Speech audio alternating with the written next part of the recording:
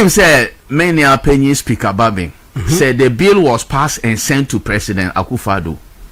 Yes. For him to sign, and he refused to sign. So what is that? And this one President John Mahama by 2025. Oh, he had, I don't know the occasion. He actually stated that the bill never got to Jubilee House. Why? No video, no. No video, no. President Mahama. So Biaga said Parliament actually transmitted the bill to because you guys the secretary to the president then. Executive Secretary to the President wrote that Parliament should desist or resist from transmitting the EU2. I think Parliament listened to that. Because I'm tempted to believe that the bill never got to President Akufo-Addo, as President Mahama is now saying. Now, anybody who says that the bill got to President Akufo-Addo now one sign it, it means that we were not truthful. Okay, so actual fact in here. Yes. Omo wie ye no. Yeah. Our Parliament no. Yes. Omo de call Jubilee House. Omo de ade de call. Omo transmit e call Jubilee House. Okay. Eti omo call Jubilee House no. And na president ne mpanyfo ni Jubilee House. Okay. That no mo peduase program. E ho na ma na that's be dey to throw letter ne ba say nti Jubilee House no dey call omo peduase no. Who took it? Nobody do. Technically it was not transmitted. Yes, when you send something to an office, what even when you say receive of the letter, it was not received. You have to receive a minute on record. Say, "Ma receiving this document from this institution." You minute it. If there is no such minute at the Jubilee House, it means that it was not transmitted. And I suspect that is why President President Mahama is saying it was not transmitted. Yes. So it is very clear. Say it was not actually technically or officially transmitted to him. So somebody to accuse him of not signing a document. That's number one. Number two, bill no in fact me I was also in support to say pass a bill no then sign. I was in support. Now with all these clergymen we say in fact demonstration became a topical issue in this country, a campaign message of NDC. The bill na okay you sure say what voices Sam George no more sponsors of the bill almost say or see President Mahama will know no peace. So Banner one sign a bill now. Yes. First of all, I mean my Juma or Parliament as a correspondent for some few years now. Meaning say a bill that is not minimal. Say a bill that is not being signed or that has been passed but not signed. That bill ceases to it goes with the current that particular Parliament of Parliament. The meaning say technically that bill was once it was not signed before. In 2025, new parliament, that bill was mute. It did not exist. This is a different but the campaign in opposition say President Mills, John Mahama Ba. Why do I keep on Mill? Kafra. So age mate. Oh. Me have age mate in the President Mills. I don't know, yeah, miss. Me papa. Let's all try to be an amino like to me like my. It's a my elevator. And also funny, sir. Oh, Charlie. Kafra. Oh, there were mama losing my thoughts. Kafra. Oh. And now Oka said they knew said that bill no would have expired if it was not signed at that time. Yes. But they said President Mahama will sign it. So they told all Ghanaians say who twin Ghanaians who were not knowledgeable in these processes. Say Omoba they are not by or best sign it. If President Mahama did not sign a bill, President Mahama will know no peace. Until President Mahama ba. Oba ya bill we ba ya na Peter Ukofo Catholic Bishop Conference omokwashia no. Only the okan say bill no dey a private members bill. Na aban member mo dey say Attorney General the government will take control of the bill and make a state sponsored bill. Yeah. Now Attorney General opposition in press conference and so forth and also January that opposition there no and no one can you. Oh, at the press conference. Yes. Okay. Say so what was he telling private? So what was he telling these people? almost about best signing no. No, hey, no, so if you listen to Mama, you say, I'm not mistaken. He himself had said one point. No, at one point, say, but see the tables or best. Yes, no, I come back. Me see how to go. I'm menu, but the margin is saying, maybe he'll be briefed definitely about the legal implications of this private membership bill. Many are there. Okay. And to know during the press conference, Obeka say, "Oh, I know about office. Government should even own it." Yes. Now, enquire a buying correct. Because here my to source animal so into a buy here na 14th January. Yes. Mas bishops you cost no so reinforce that fact. Say Attorney General started consultation on that and prepare the process to obey only the bill no. Yes. Now on Fanco Parliament ni pass. Yes. Onim say what can same way. Ah can okwa abrochire say Lincoln University be man no. Yeah. Award be. Award no may excuse no my Ghana embassy no na chiro ye o say almost say LGBT inte and o mama no. I think that may not be true. What be from did the Lincoln University give reasons why they were refusing mama? According to Ghana embassy because Lincoln University never gave a reason why they were declining. They were withdrawing that award na nka omo de no. They never said anything. Yeah, embassy now can say it's because of LGBT intra.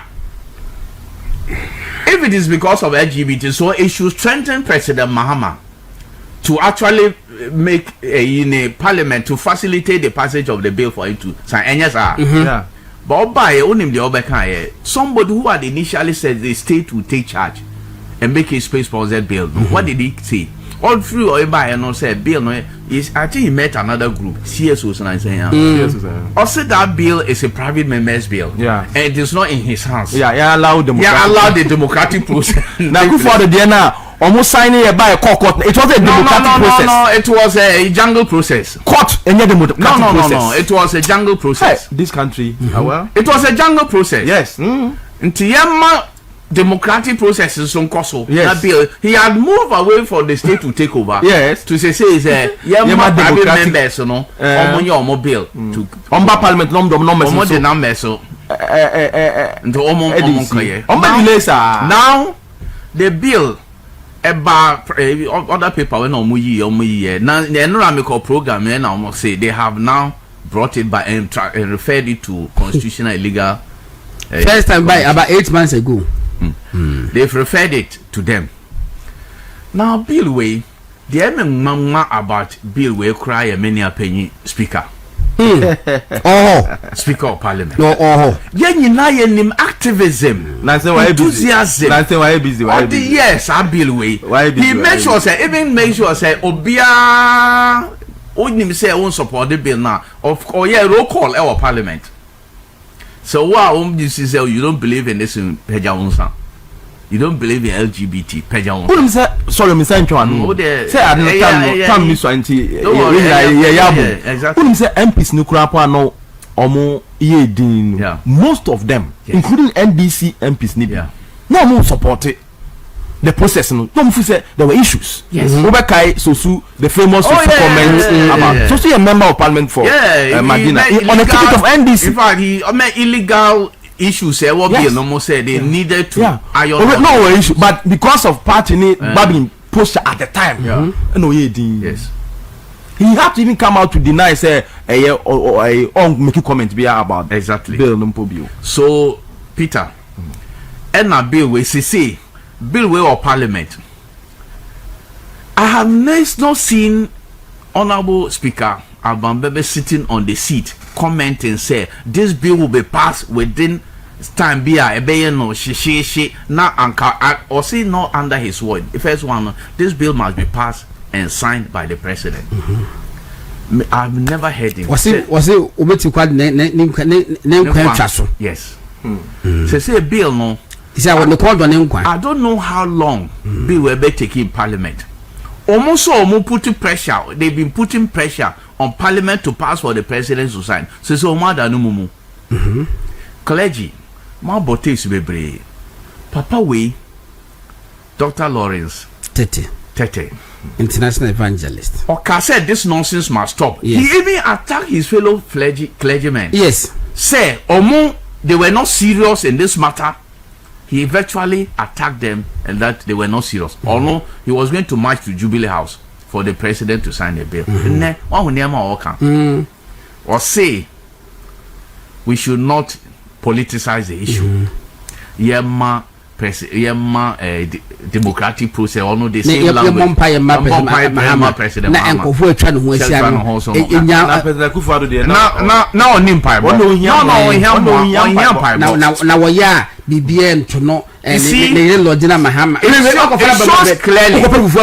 it shows clearly these were not genuine advocates of anti-LGBT bill. They were regime changers.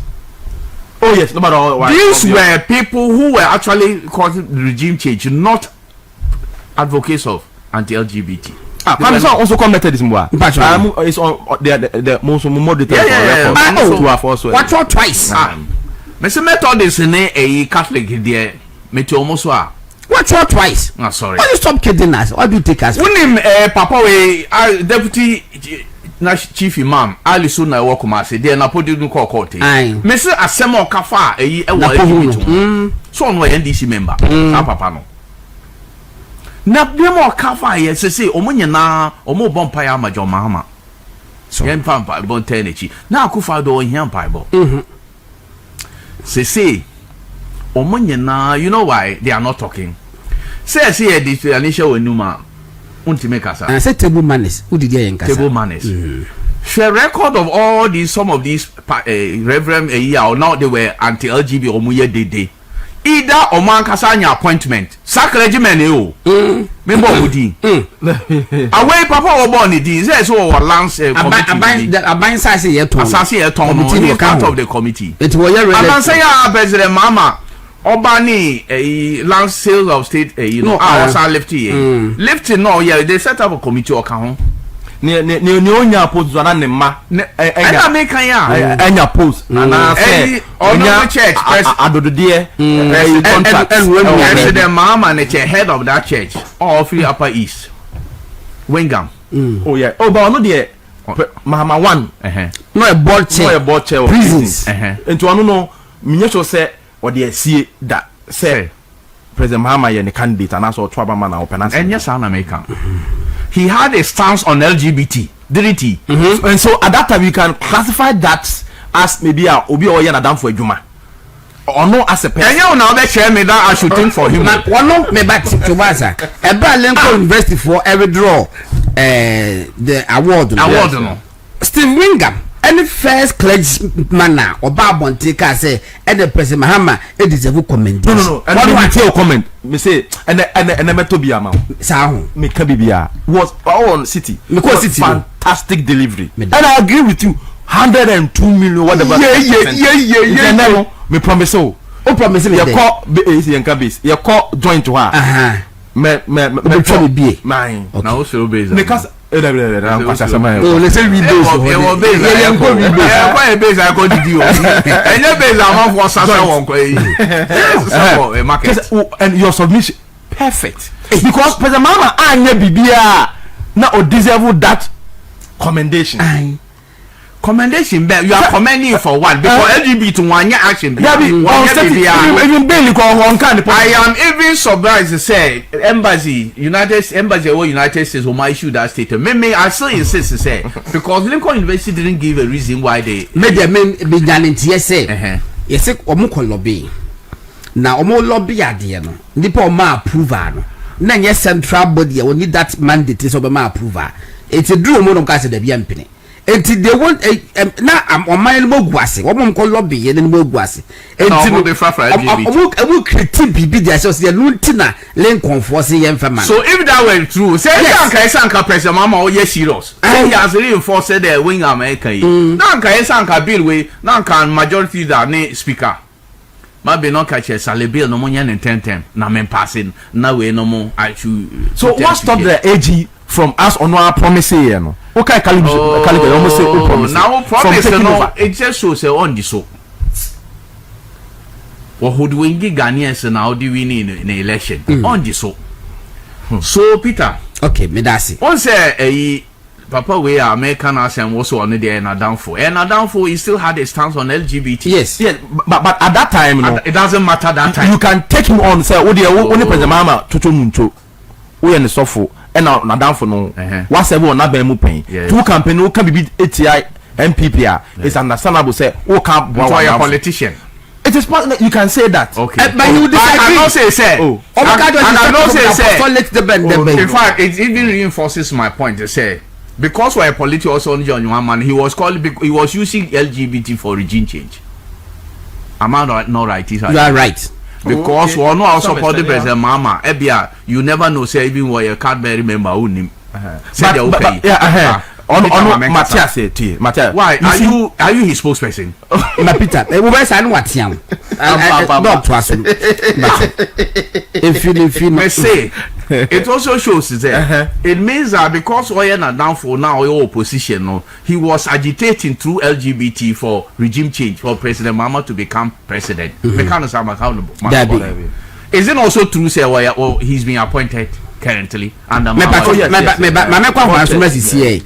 wisdom Edem Gomasi. Good morning, engineer. It is saying hello, engineer. Hello, good morning. Now what is say?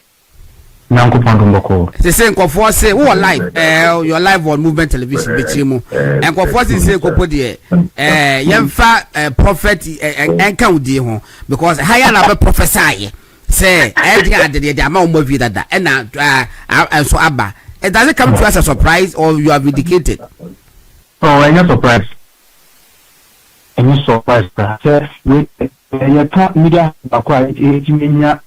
I discuss the same way Pandia and a movement TV.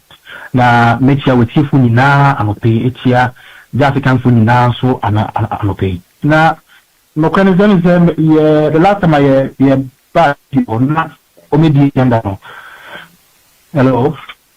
Good now maybe tender no. Yaka who said 7 days no dorsum. A BD at them. Now so any Oshe a trial by Simon no so about the trial Natural Resource Governance Institutes.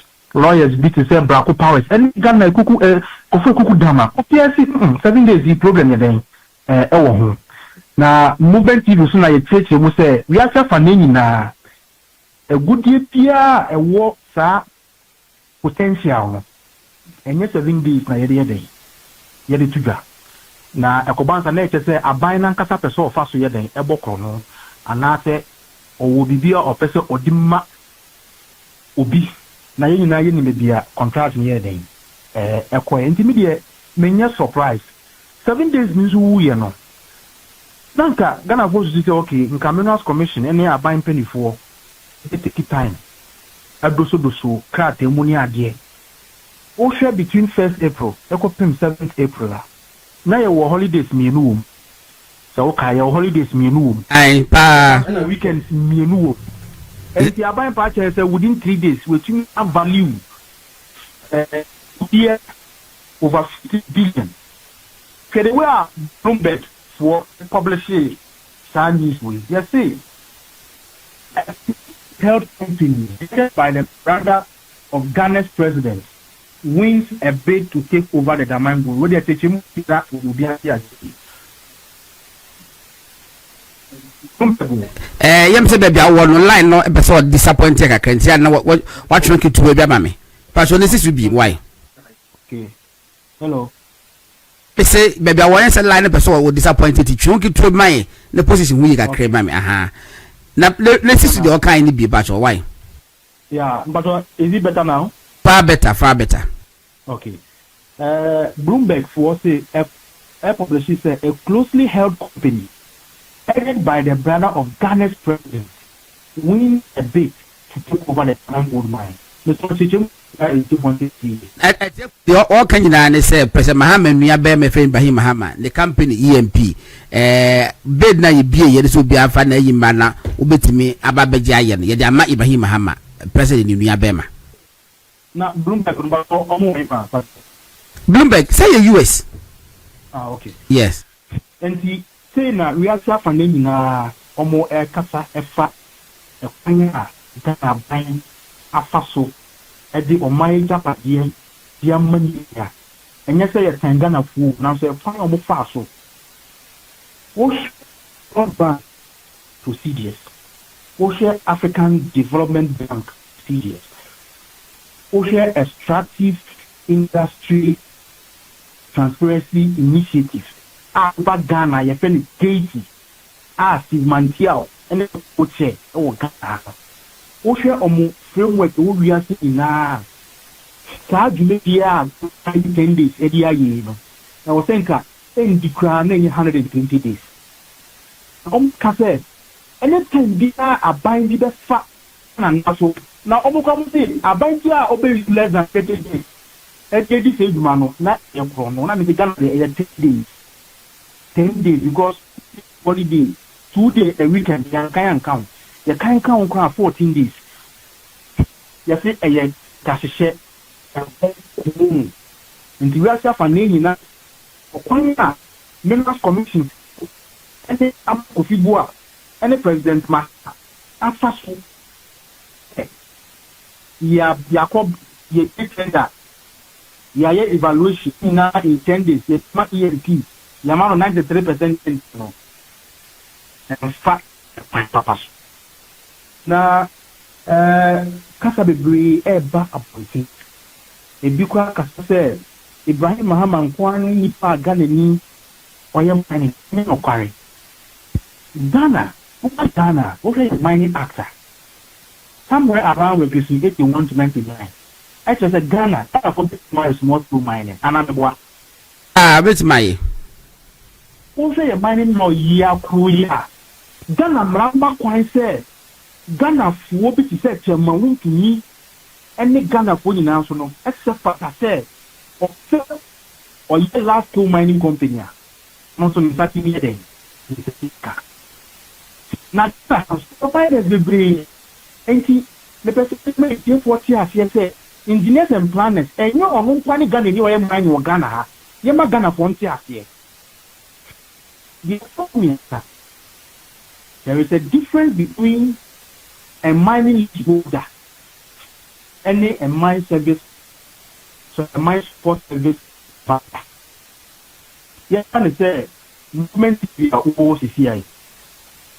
And then, woman, abandon mining. Into one out of lease, but they said I want to attack you. One I lease this, and I would yet. Now, I prefer, as you may say, one I work for any excavator in the bra. Tell somebody trucks. Any excavator bar was artisanal. Only a support service provider. Or be what am I finding yes. Now, what about Wama woman apostle? Or a minor chain wow for Fanny Bayana. And will provide the service now, mammy. Thank you.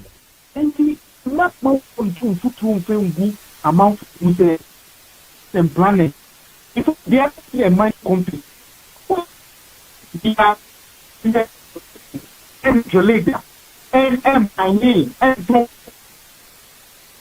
that Yabu Yana said, who now concessionaire for a good to know now about the Sabo Banya the night then Ediamo, a Juno Muyano.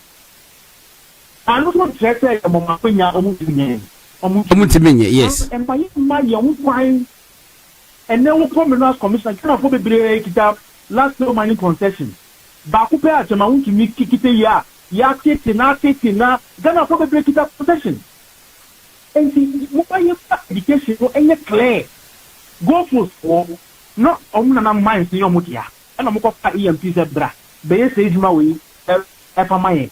EMP omunye mine ejuma ni na e wo da mine. Dabi. Omo ya na say blasted now with trucks.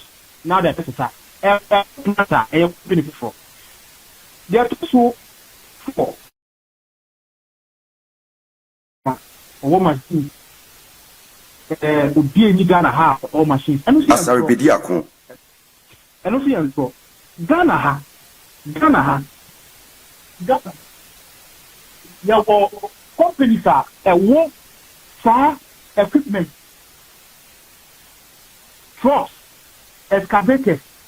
any a won't can one almost any year my support service need. I will enable me. Yes, that company be to say Rabotech. New and free with here. Menukati or year Duma the ma good mind. And then I say I almost signed a contract $400 million. Menukati Guinea government at the first our company Guinea. I'm gonna elbow to Guinea for ayeka. And they was Mandu. I will get Russia. Company be a only paper your friend Kushi or free. They've been in the mine for over 20 years now. If you turn off 4 people, if you man can't send me when you go with what it.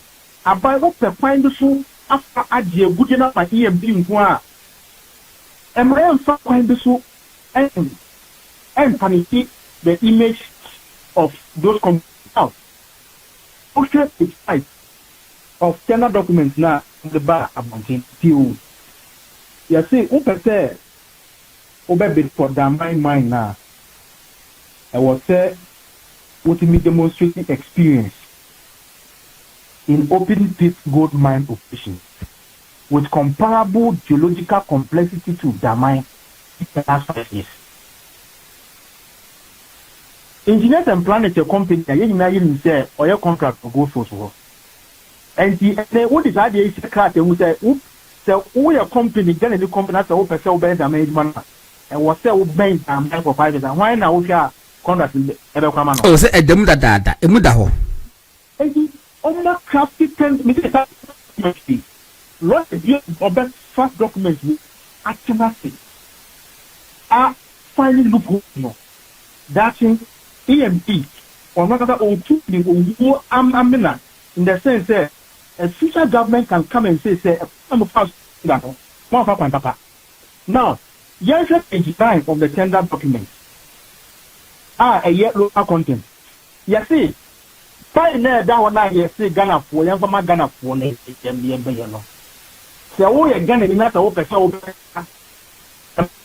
you should be already be having an ongoing engagement with host communities, traditional and national. No, Rockshore, any Rocktech, how many Ghana company? Wisdom, me bacho, I don't know what's happening. Yeah, you know, network, say, na say, hey, kakra, ma, it's no kitchen my man, one, wisdom was what to make? Yes. And network no baby the work can I so silent say you be sense should be but mamusa question with just 1 minute per the feature so that nyabone to buy we go through the yinanka say ebiem Mr. Say come a contract can say worth $1 billion. Yes, says it mean $1 billion. What capacity to mobilize $1 billion in addition to $600 million. Now ye are and yet so sourcing a competitive bidding. Now within 6 days, 7 days, working days, ye tima quad yako mark ya di when you mean say EMP for 93%, it will make defense, hooray, move on coffee dia, Miriam Mesrow. Say a contract a bidding positionality. Mammy, and yes, sanity. Oh, share recently Chile for no more. Project 5 we are not or modern lithium site be as part of their national lithium strategy. Only to tender stage 1 only to offer 60 days. Wow, you're interested in brother be apply. Stage 1 requires 60 days. Stage 1, 60 days. Uko Perua. Sir, would it cut on back to a amount from between 3 to 6 months. Oko Guinea, African country, Guinea, 45 days. Nancy, we are 45 days. Liberia, they be Nancy, be 30 days. It requires the key 60 to 120 days. Medical say, and I'm going to buy you 2 in 7 days. No, you see, Ghana, the whole world, where as in so sourcing, we as in so sourcing. Now, at the community, international best practices, almost time say, I was saying, you talk about bidding, I was on that time. Now, information prior a bank what they are to one. not sitting that time letting you go through the geological information. I was saying nipa or person or bidi crampono or what that mine will be or cost site work, a cost site work, a check nyoma to say, concession to say due diligence. Say obi krape bank be pay. And I said so put a bit of canada. One bit enough for me a consortium say okay, young connect young papa. Now according to OECD, a international benchmark institution for transparent natural resource activities. Almost see. Anytime I buy the baby state in less than 30 days in Crampono, a red flag for corruption. And the examples need here, it will be brief. Now, as soon as I want to say, I buy a rashi say ya. Let's say, on mine, and I baby here. Because one need due diligence. And the nearby was saying, our mining a deal and I was no. On mine, baby, good in here again. Sika was say about on mining channel, you be here, Ghana mine. Because we not a Kenyan people. Workers, I war on, oh dear. Master new audio, Yamos here. Workers, I walk on board a shoe say, and then Kayama bullying into not Ghana Banco and taking 90%. And I say, any joint adventure between Bonino and the Ghana Bank. Now, company I can't want them to see a crampono. Even PF crampo, any no degree in your and papa. PF no, are you referring to Provident Fund and Provident Fund, yes. And a EMP for a defaulty. Yes. I have everything I met me and yes, our confidence, you know. I think in so actual one status. And this 1 year was the Mika. These are facts. Now the AT body and now the beautiful work for 10 days said when any time I buy penny for the Ghana for no more a good no you may be sitting on how these things must be discussed. And yes, what the wisdom Yami Aduma next week Obeba I did already any project. What I say, what the way expecting to what any project, you best ask on the Nasi, Niana Yedna Baba, come, mining engineer, wisdom, Edem Gomasi, and I'm Motenica, wisdom, you best Edico, thank you very much. I was a form, a wisdom, I'm Motenica, and Tino, Peter, Obakwan, I say, I will do. LGBT. I have just some few things to read from President Mahama. Okay, please do. You know, they are close to LGBT. Mati. LGBT, there will be more fire.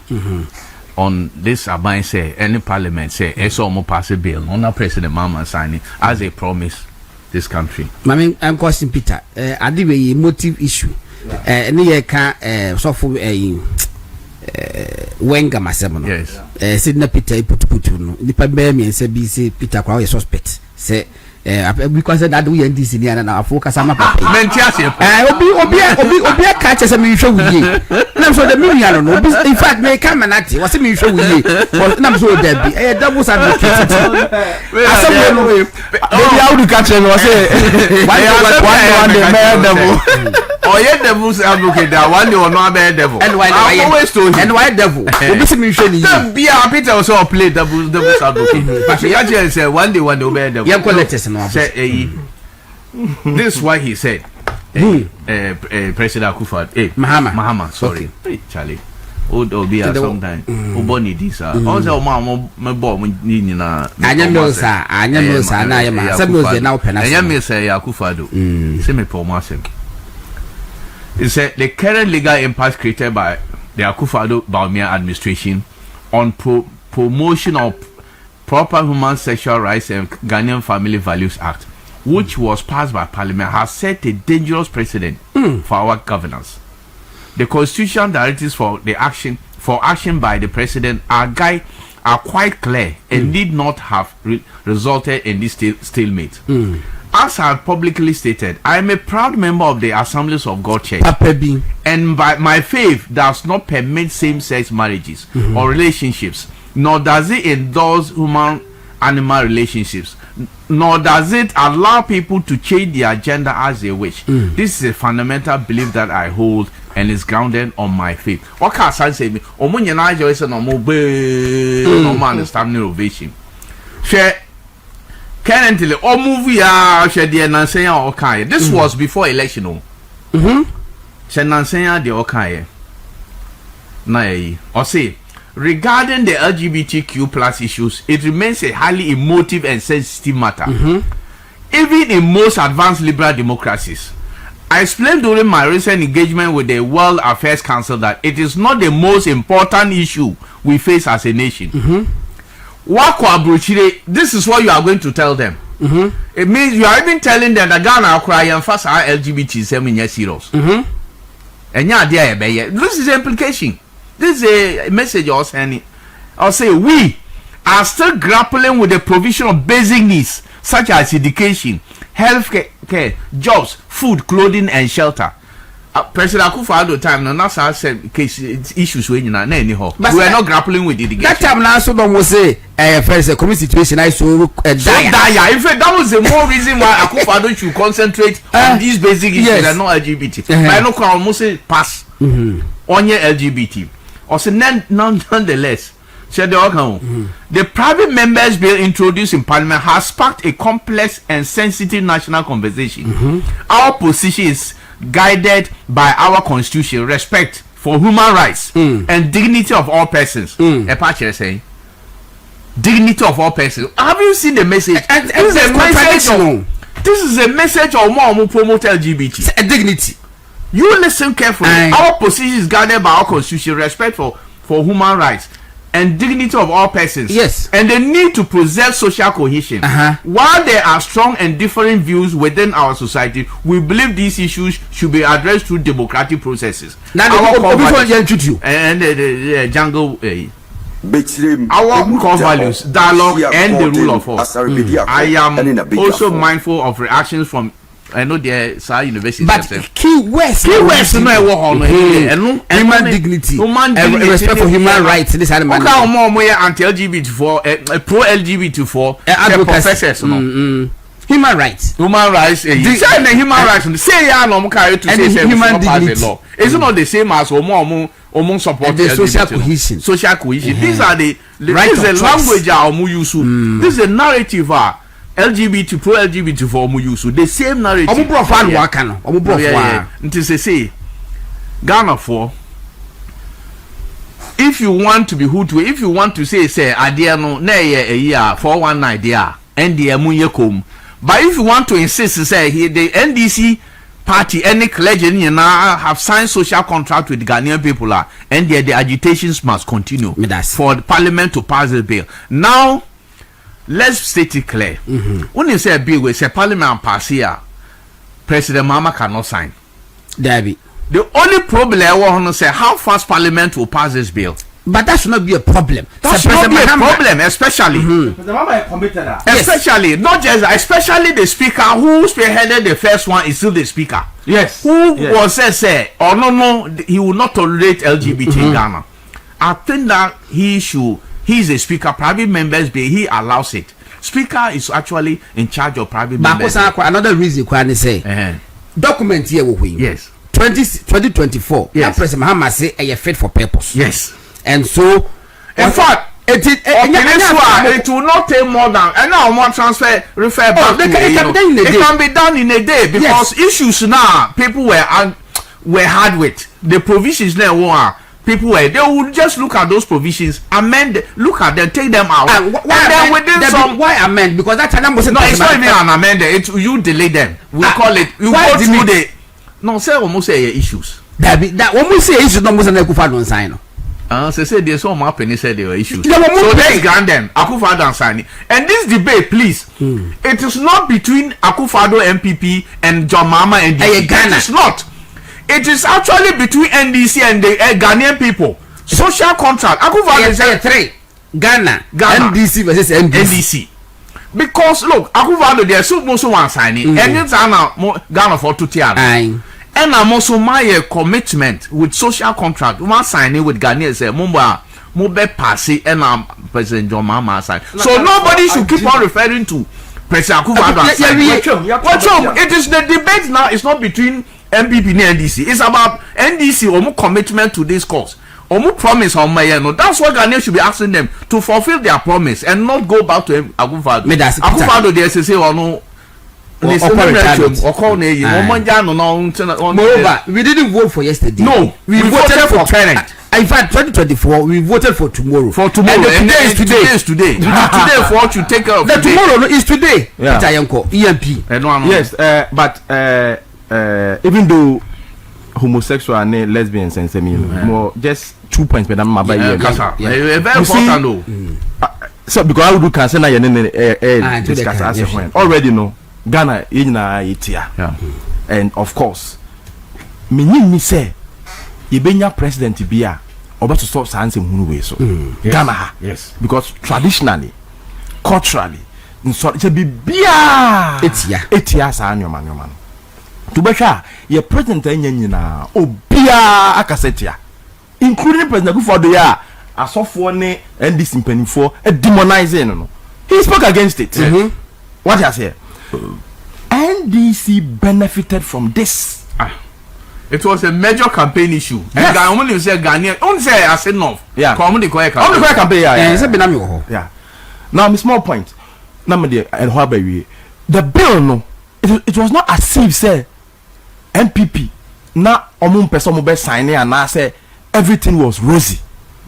Who's I would attempted saying say there were some issues be in our the constitutional aspect. Yes. But of course, the bill itself, there were issues with the bill. The Catholic bishops or promoters or one of the promoters of the bill came out to say imprisoning the practitioners of LGBTQ plus will not solve the problem. Yes. This is something my majority leader then opinion raised on the floor of parliament. Now we should be very careful. Yes. To the extent that me say LGBT Niama or radio so as a journalist so one can hear yes. Almost the famous section 7 and 10 of the bill. Yes. The section 10 and 7 of the bill no HSA advocacy. So promotion. Yes. And almost say the emano as it was no then no now you're too vague. Okay. One you're careful. People who are busy say they are busy causing fear and panic. Yes. I bet you about God cause fear and panic. And so for own account.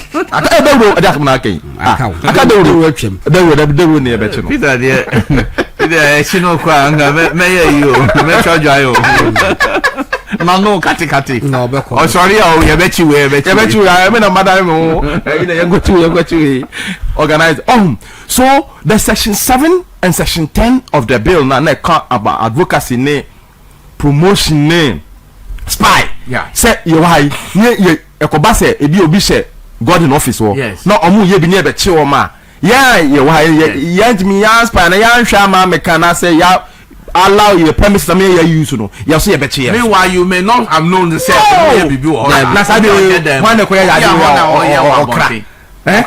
so that aspect was a problem.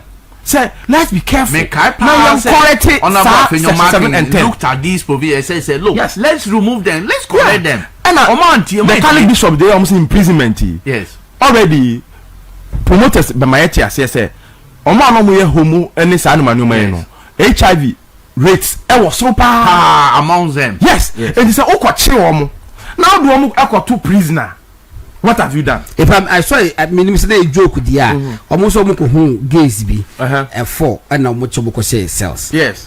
Na you see police and no man and kofu yi bonwumo I say any die say masa omo ya shaso you see the problem. Oh, I bet you no cry. Yes, that's what they do outside. And all the wrong mark share them. They do this is outside. What the mark share them? What do you say? Imprisoning them, no? Yes. Ayeka cry. It's like Catholic bishop. Yes, who shall we say to now and now okomu issue? No, can say medical problem. Almost say they should correct an aspect of the bill are problematic. Now, so the bill as it was no was there was a problem. So it was not safe say. Na none perfect and now omu ye say Akufo-Addo yes on sign it. In any case unu say o share the bill no so there is an aspect almost say I was say of fan so I will be oh and you feel born because you have a thing oh you know just say I won't change you and to quite be I won't change you what do you big ka huna usa o kasa gbegbe we are oh asem o ka fire ho oh what as from because we have a thing ya tie Charlie, nyanko ma eska wa. Ama we head na ka on sorry I bet. No sense no asana ma obi a obeko asana ma mezu. But whatever it is no apart from section 7 and 10 for promotion na problem. Any imprisonment na a problem say already know if HIV rates e wo mo ho edoso. Now do ko prisoner. Then they are going to spread the medical hand until you imprisonment aspect and Catholic Bishop Eka 17. There's an aspect of the bill that are talking about compensation. Yes. So the compensation aspect that is why it's because on the state coffers. Yes. Who will pay it? Is there any fund that must settle a baby? No, almost say regulate almost they are proponents of this section. No, almost say it will not be paid by government. Yes. But there will be a fund so finding from the fund from where it was not clear. Be a fund to so be but some of us thought okay President Kufuor could have said okay on signing now go state these reasons not or they are about back to parliament for it to start or to be looked at but of course no a bit more they are court based on some of these issues I can once and no more the court to an NDC for one of tag almost me madam for me bonidi register sky register sky I say more me palm say sky I'm go go say area gas media be man to some kaza David say see ball ma register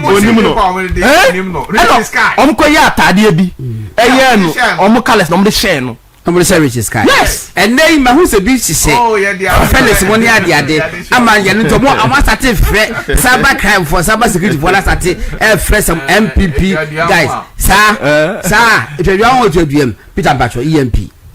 Okay, into the find news. That's it. Time EMP. No one is against Ibrahim Mahama and EMP so by mine in Ejima. Wait the fact me. Name share Ghana is commission almost saying HIV prevalence among men who have sex with men MSM in Ghana is disproportionately high with recent data estimating it at 18.1% to over 26% compared to a national general population prevalence of roughly 1.7%.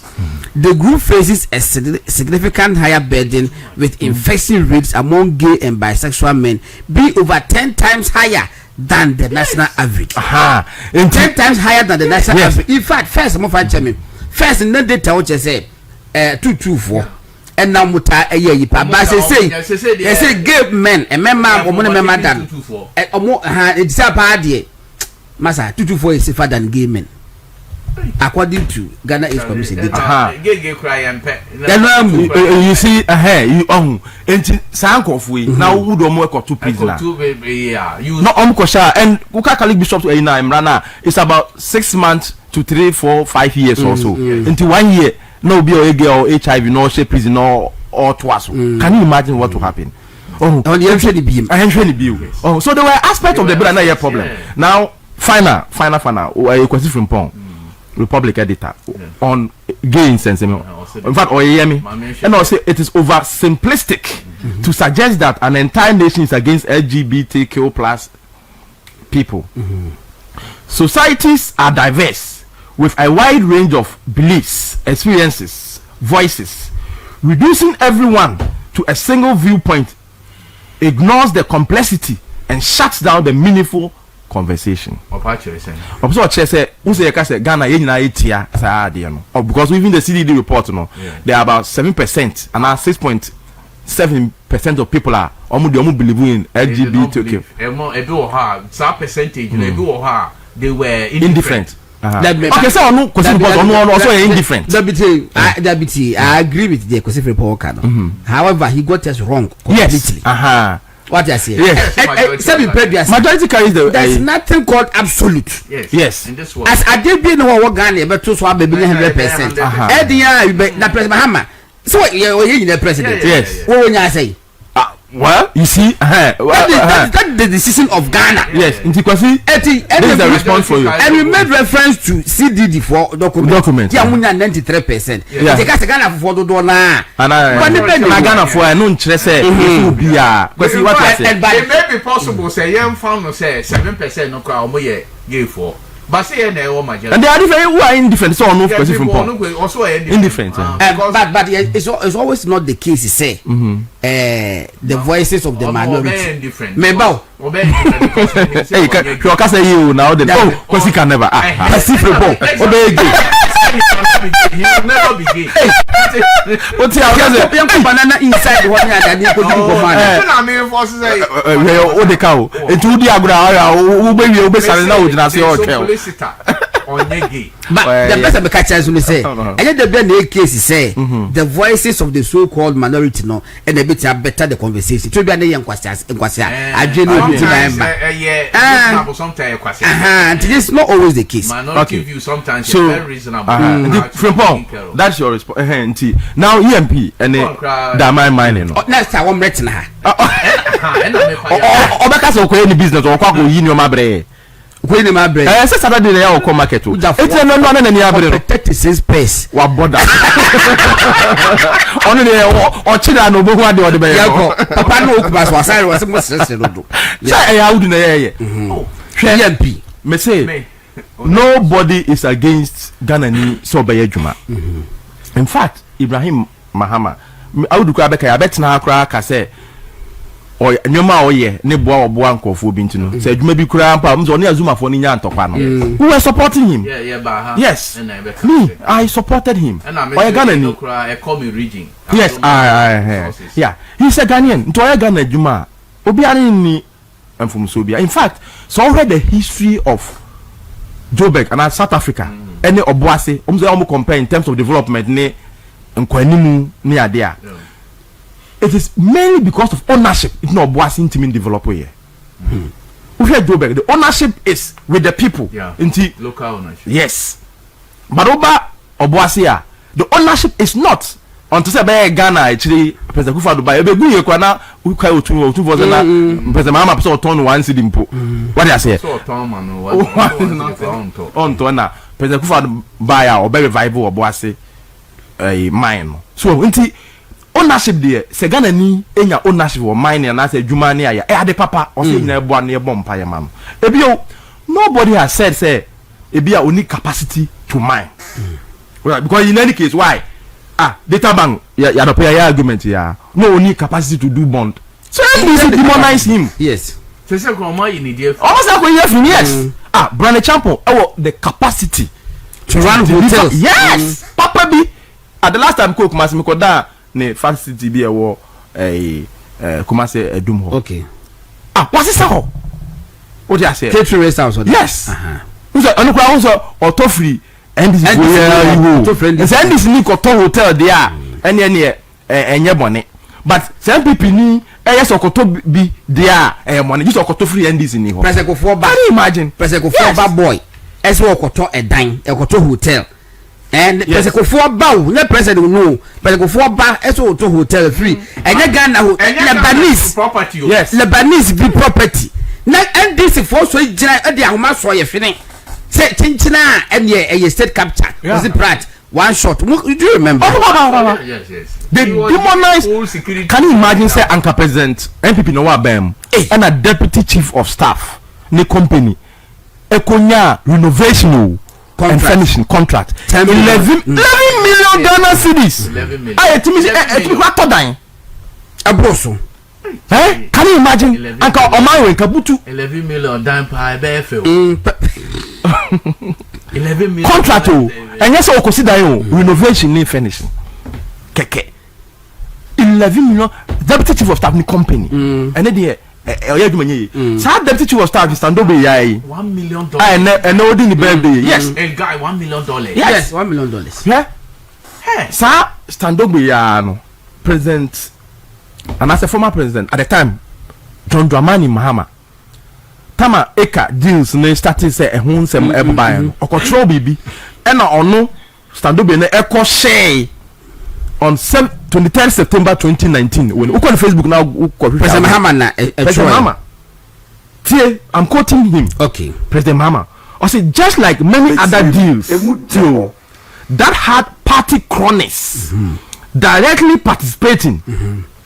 Some of the key persons involved in the renegotiated Eka energy deal are linked to the finance minister Ken Ofori-Atta and his data bank. It is straight away corruption.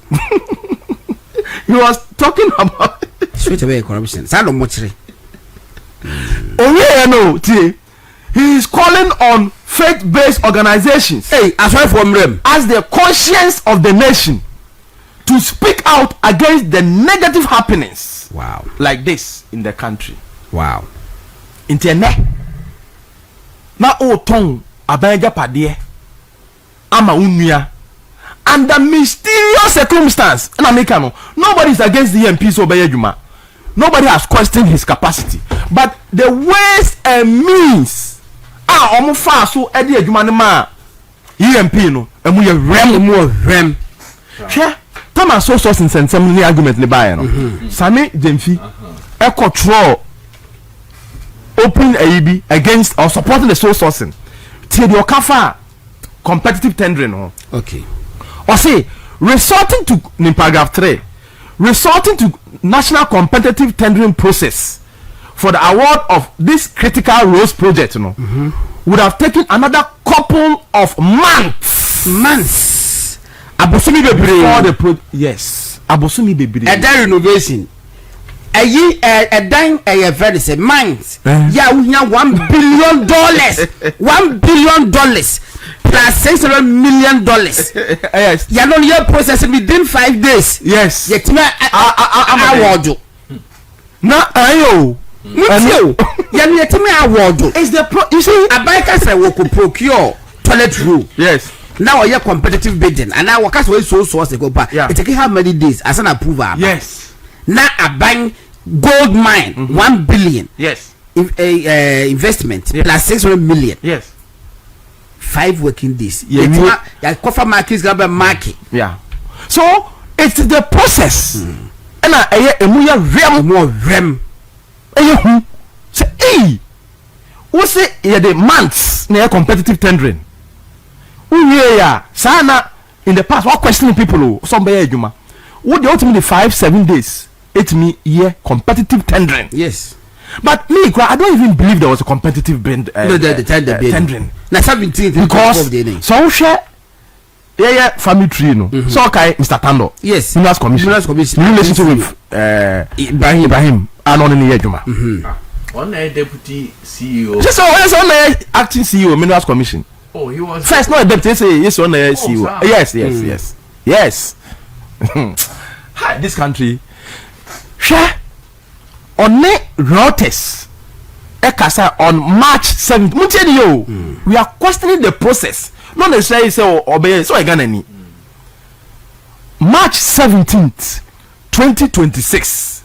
Date no.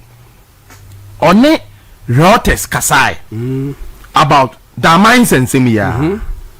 And I say Tino Papa no or Mikotu Mikaino. Say Ghana is assessing 3 bits 17th March.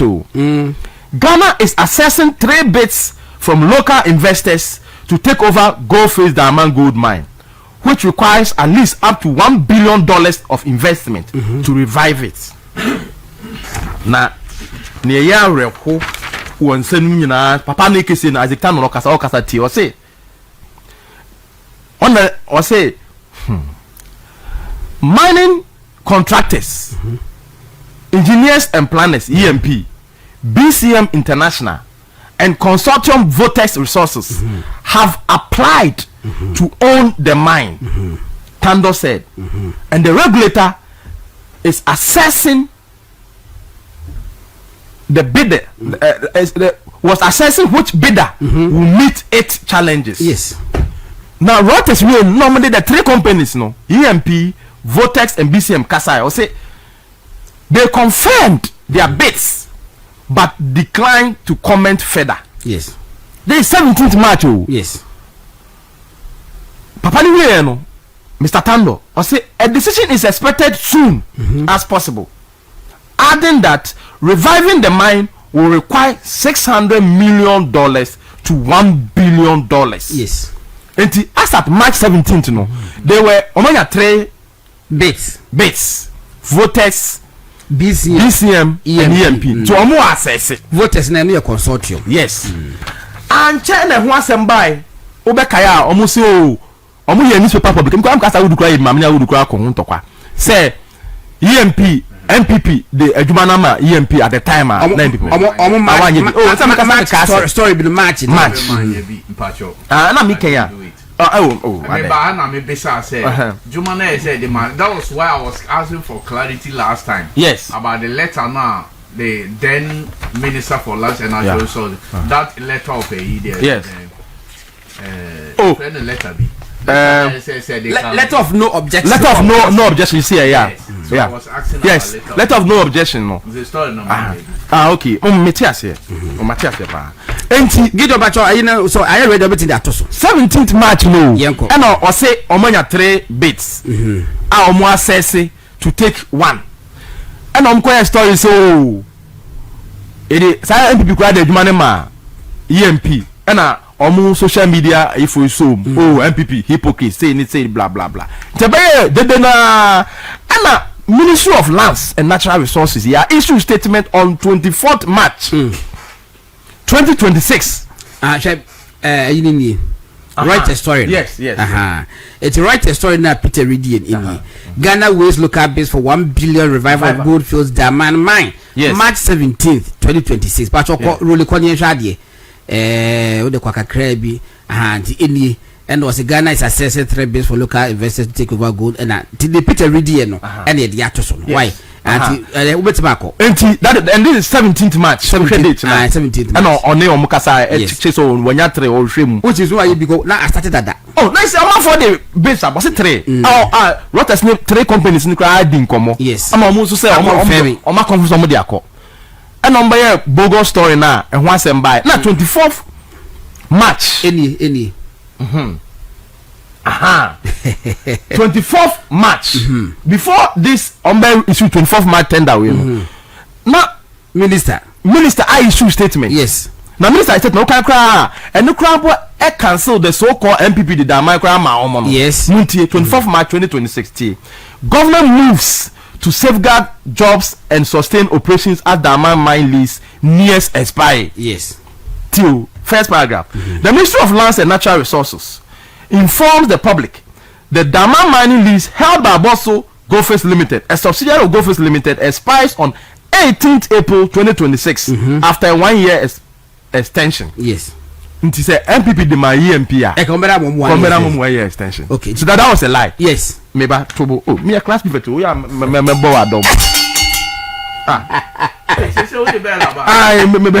a class prefect. Do crowd. Me di amamo adoma. Third paragraph. To ensure continuity after the lease expires, government has initiated measures to safeguard jobs, maintain service contracts, and reassure stakeholders. These steps form part of efforts to secure a credible investor and operator through a competitive bidding process. And the 24th March, I'm saying, I feel I'm competitive bidding process. And I'm free one now. I'm going issue bidding process. The other better also no. I'm issue tender notice. Yes. For selection of strategic investor for the lease and operation of Damang gold mine. That's green also no. Fantastic. Why are the date no? It's patrol rolling cop. More rolling qua cut down last you know. Date if you know second paragraph no grandpa. It's signed. Yes. Honorable Emmanuel Amako Febua MP. Honorable Minister 24th March 2026. Thank you very much. Any 17th March. What's when ya 3 companies are wishing a year be that. Then now sabe a crocodile the John better die say I feel na will be a tender. Na man form for base near here day. Emra. It is sad we say no. Na ye any keke meanwhile before somebody be sa tender we no na so Rafik Mahama how do you mean pa me so be nim ne pa Ibrahim Mahama pa na the Facebook page o ma showcase machines Ibrahim Mahama pa so be tell you so inspect here or say Damang okay and ready to invest dada wabra wo ye competitive afina be competitive bidding what the machines na call Damang ko ye dey say we say ye dey Damang dada so nobody is against him dada no he has the capacity but the call am fa so dey adwuma ne man no and I hear questioning say family and friends be abamu ana because already Mirrors Commission CEO no oyo onyonko and wa wo pie so am ya ti ase say at the time I tendering process no Easter brand mu no fina na mo ye tendering process na mo ye assessment no now machines move akwa ye adwuma dada wo catch there who kwa take over but who hwe na that is taking over that man mind yes videos then na wo san down be catch say sana ade no kwa fina ye be tendering na mo wira maka say 93% who will believe more it I didn't that say come give why are the papa why are the pa it no Peter Twaso so we maybe what the be so for the meantime okay how do Peter first company you say then lesson 3 no Vortex BCM Rotes you company no omo you know first company EMP the second company no BCM yes and a third company Vortex group of company BCM International and a Vortex Resources yes you know the year consortium anu kwa na say enya no almost say MD company for be no come to some kwa GBA on say but actually no me say Maripoma so ko joining no kono so ko na so omfa man no the reason why I don't know omfa na there three company as for ask for 3 no yes. Because 3 no tender bid na omo ye tender bid final one na omo dey you know yes omo dey ma engineers and planners yes. Voters nkwa na eka ho and then times omo BCM free I don't see BCM because contracts no omo a base no omo access here yes first stage omo yi mienu free mu and second stage you know eka hits Goldfish Limited engineers and planners and technical stage you know and omo yi engine his Goldfish free almost they didn't qualify the technical stage so they not even come to financials so you move in car engineers and planners and no more access here engineers and planners you know they satisfy both and omo nya 93% see for no amodi access no then I may say then they had probably abandoned the first one the 17th publication there publication no because for no amodi access here Vortex and no they can resources mining group and almost consortium no and the consortium no and engineers and planners and the BCM Goldfish Limited Maripoma Mining Services what's that but now when he's from the energy oh yeah papa so no say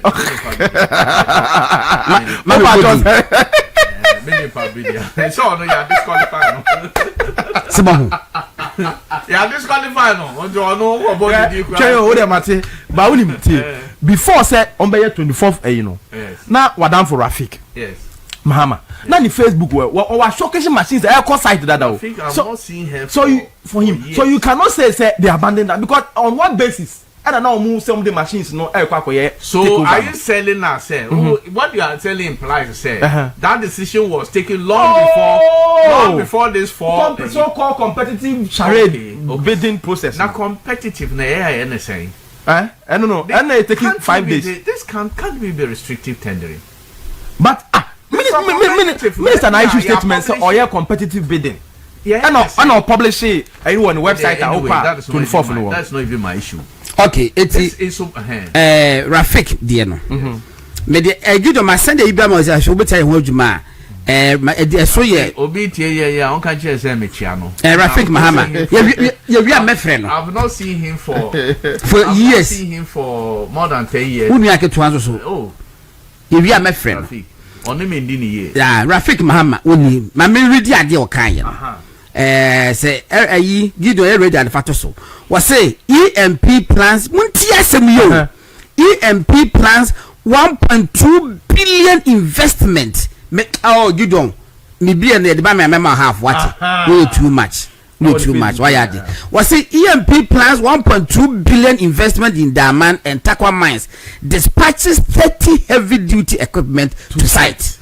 Engineers and Planners Company Limited is planning to invest approximately 1.2 billion into its Takwa and Damang mines. Into its Takwa and Damang mines. It's an idea.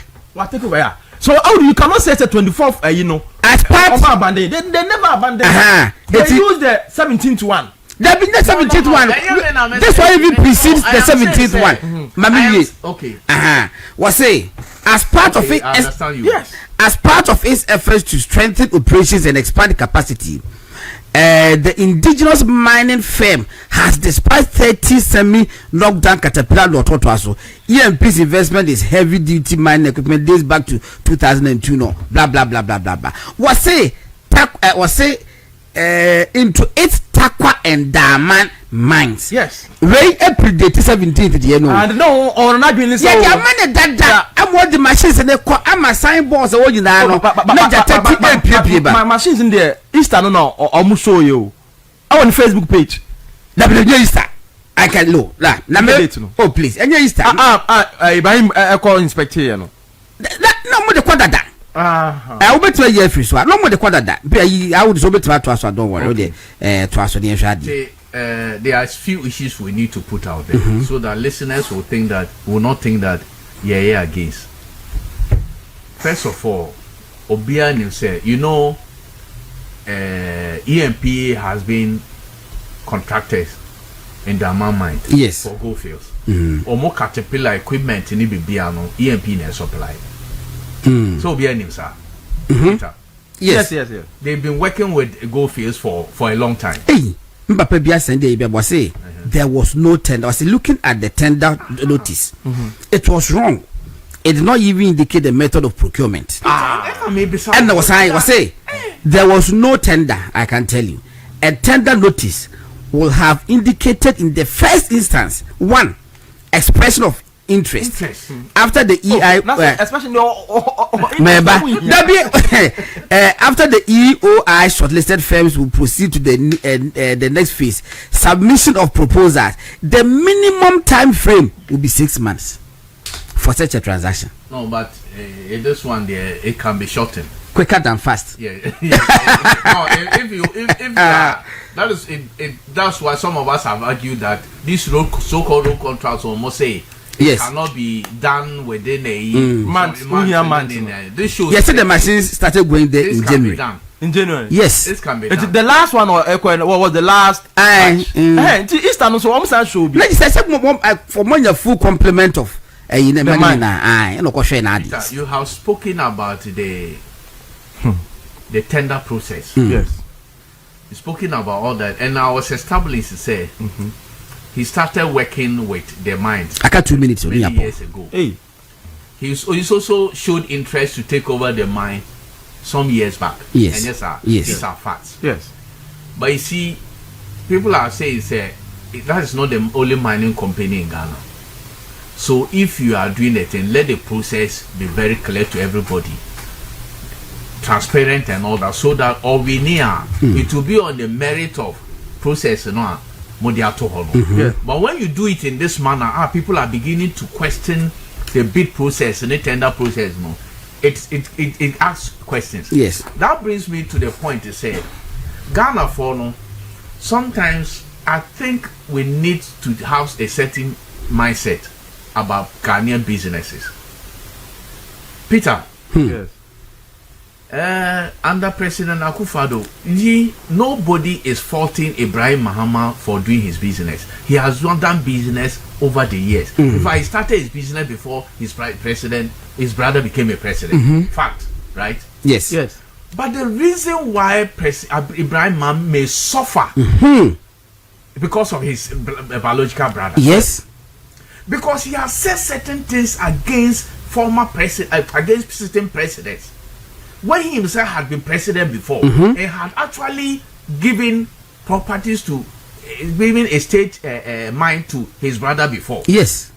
And that became that became a subject of controversy after losing election.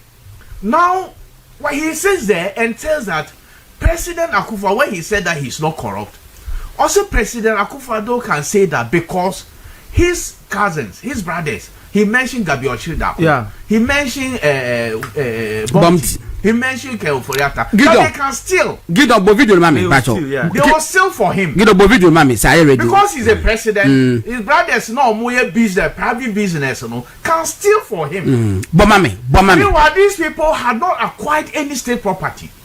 As far as I know, I don't know whether the president knows about this, and that's why he says, I'm too old to be corrupt. I'm not going to steal your money, because he knew his relatives would steal the money for him. And that's exactly what's happening. He can go to a plush retirement because of Oyata and Gabi and everybody will look after him. Bumpty and Co would all look after him. Really conflict of interest. The president knows about this, and that's why he says, I'm too old to be corrupt. I'm not going to steal your money, because he knew his relatives would steal the money for him. And that's exactly what's happening. He can go to a plush retirement because of Oyata and Gabi and everybody will look after him. Bumpty and Co would all look after him. Retirement because of Oyata and Gabi and everybody will look after him. Bumpty and Co would all look after him. Okay, all right. It's where President Mahama asama na awuduka no. Samson was kind of opposition. Yes. When he knew at that time, Bumpty had not acquired any state property. Debbie. Gabi Ochidako had not acquired state property. Debbie. Even though Ken Oforiatta was a finance minister, he had not acquired any state property. Now you are the president. Government, state resources, gold, land, are vested in the president. Yes. On behalf of you have to hold in trust on the behalf of the people. You are vested, everything is vested in the president. Now your younger brother, biological brother, goes to acquire a property that is vested in you. He gave it to him. What the money mean? Is it that in what you said about Akufo-Addo, is that what you are operating? Yes, please. Yes. Is it that you are now giving it to your brother for him to steal for you? He has stolen for his brother. For him to keep for you? Yes. So you see politicians, as they say, the Malawian proverb, West, men are trapped by their words. Same way. So the attitude on a brother, and no Ghanaians are not questioning. It is not about Ibrahim Mama's business. Debbie. It is about the attitude of his brother, who is now in charge of state assets. And his brother is now acquiring the state assets. That's why people are questioning. It is not about private businesses, or it's not about Ibrahim Mama as a person. It's about what his brother has said about people acquiring state property. And you see, I said this somewhere that sometimes we should stop. At one point, you have to stop envy and jealousy about private businesses. Look, when how do you call it, Dr. Brian Achampong was acquiring a Senate property. Tried to acquire. He joined the bidding. He tried to acquire. He was acquiring. He was acquiring. He didn't acquire. He was acquiring. So this was a competitive bidding. That's why I said, so what is the process like? This was published. Yes, on international journals. About 18 or 19 companies. It was published. Many companies. I published it. Went through by bit by bit. Obia ne financials. Obia capacity. Yeah, says here Rock City. What's the company? Rock City. No, Rock City something. Oh, I'm forgetting. But Rock City, let's say short Rock City, qualified to take over the shares now. Any person more offload in their 4 hotels. Give the photos of video. Everybody knew. Say the Ghana of hotel Rock City one day says.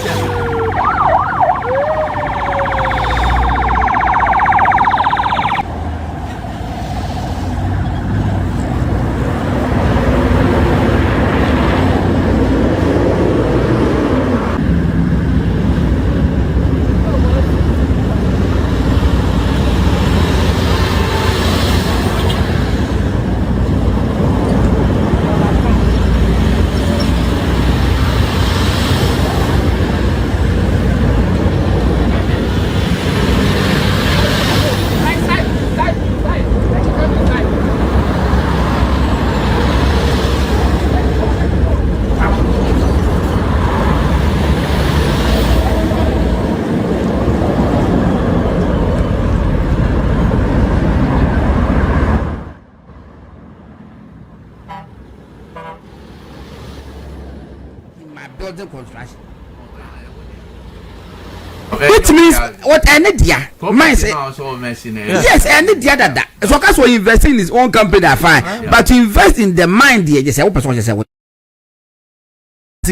na meka hotel ho said when Dr. Brachampo wanted to acquire a senator here also more follow do look obianim if in terms of capacity ni bebia as I was saying, sa hotel no my can nipa no send a message bebrebe. So fa unko ho. So of or me ko up to na here. Me makọ me makọ.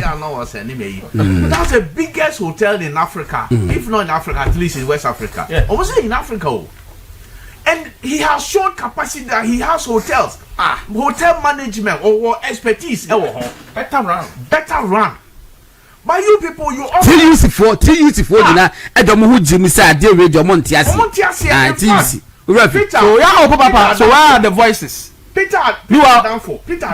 Oh, Madam Ben. For Foreign Affairs Minister. Foreign Affairs. Oh, yeah, come back. Ablakwa. Oh, yeah, come back. Yeah, be board down for news. Say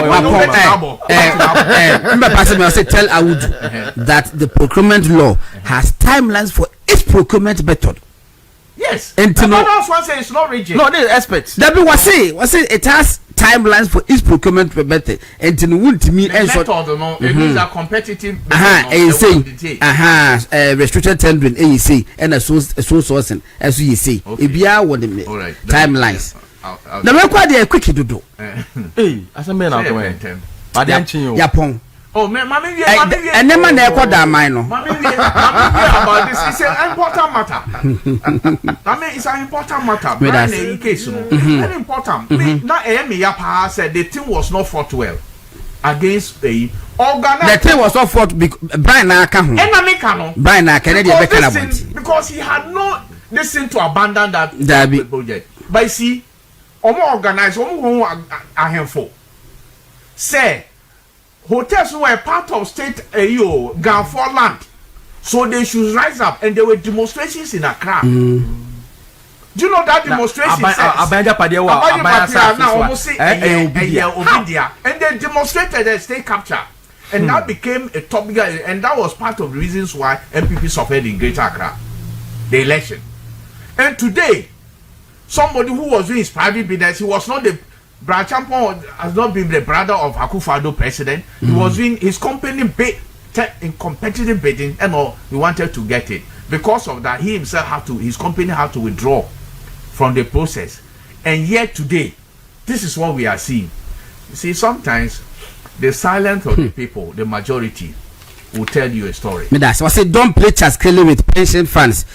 Stop sale of hotels to Brian Echampo. Where TVC for? Correct. TVC for don't play Chaskele with pension funds. Stop sale of hotels to Brian Echampo. TVC for na catch say Mayan Tom Gane Japadi and they had rep. I was snake board so approve. Goodness God. But you see, my final point. Sa nsem hunu say Ibrahim Eboa ne nanfofo mo people ni NDC ni nti o say na munya tankwasa keka no me dase yes obi na send me message sa nsem hunu sa ayankwasa keka kura Ibrahim Boa why Brian Champo asama Brian omo NDC for Brian only NDC for omo no obo fertilizer na Brian NDC for fertilizer he wasn't helping NDC. Nobody is against him. He's a Ghanaian. Ibrahim onye adwuma many Peter be support no Azuma resources many Peter you be support asama na ken so obo Ghana for nti yemfa kwan bonu so ni kuturu kwan so yemfa omega pade ma no please they should stop that. The issue is that Yenkasi will be our support will be that now the VS1 and support will be now no VS1 and so and at the moment man and you go to Musu because we better support will be where I say anyway it's no my goodness the basic agency the basic agency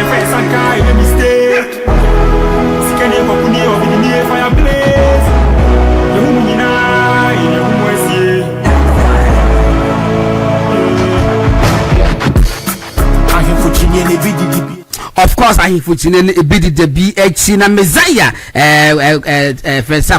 featuring Kweku Fleck Jack enyomo no powerful papa it was a Messiah maba and the munina say Kristo Kweku e general manager ye da say papa and new kid on the block was Gideon and so kind who MCR.